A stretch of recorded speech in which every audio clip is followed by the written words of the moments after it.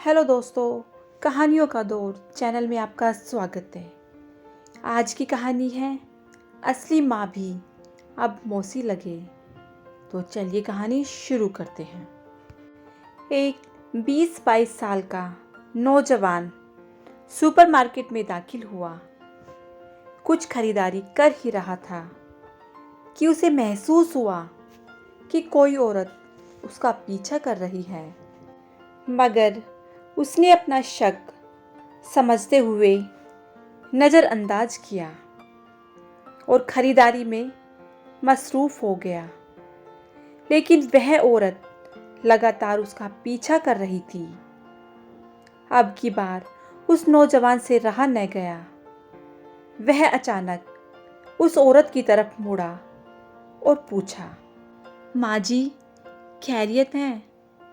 औरत बोली, बेटा, आपकी शक्ल मेरे मरहूम बेटे से बहुत ज़्यादा मिलती जुलती है।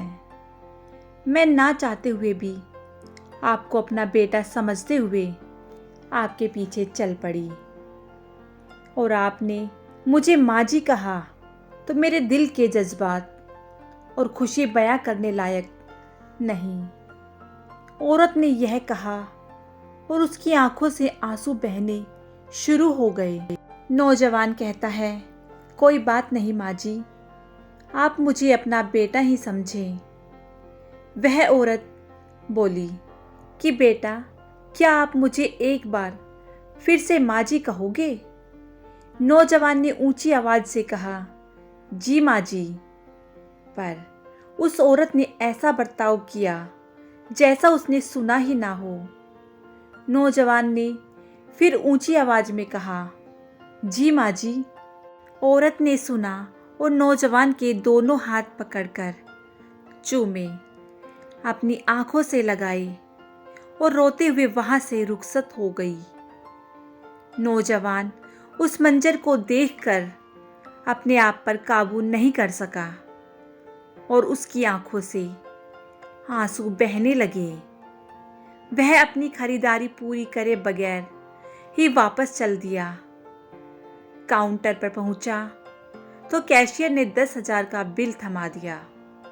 नौजवान ने पूछा, 10,000 कैसे? कैशियर ने कहा, 800 का बिल आपका है और 9,200 का आपकी माँ के हैं, जिन्हें आप अभी माँ जी कह रहे थे। वह दिन और आज का दिन नौजवान अपनी असली माँ को भी मौसी कहता है। तो दोस्तों, इस कहानी से हमें यही सीखने के लिए मिलता है कि हमें अनजान लोगों पर इतनी जल्दी भरोसा नहीं करना चाहिए कि हम अपना ही नुकसान कर बैठें। तो दोस्तों, ये कहानी आपको कैसी लगी मुझे कमेंट करके ज़रूर बताइएगा। यदि कहानी अच्छी लगी हो तो कहानी को लाइक कीजिएगा, शेयर कीजिएगा और मेरे चैनल को सब्सक्राइब करना बिल्कुल ना भूलिएगा। कहानी सुनने के लिए बहुत बहुत धन्यवाद।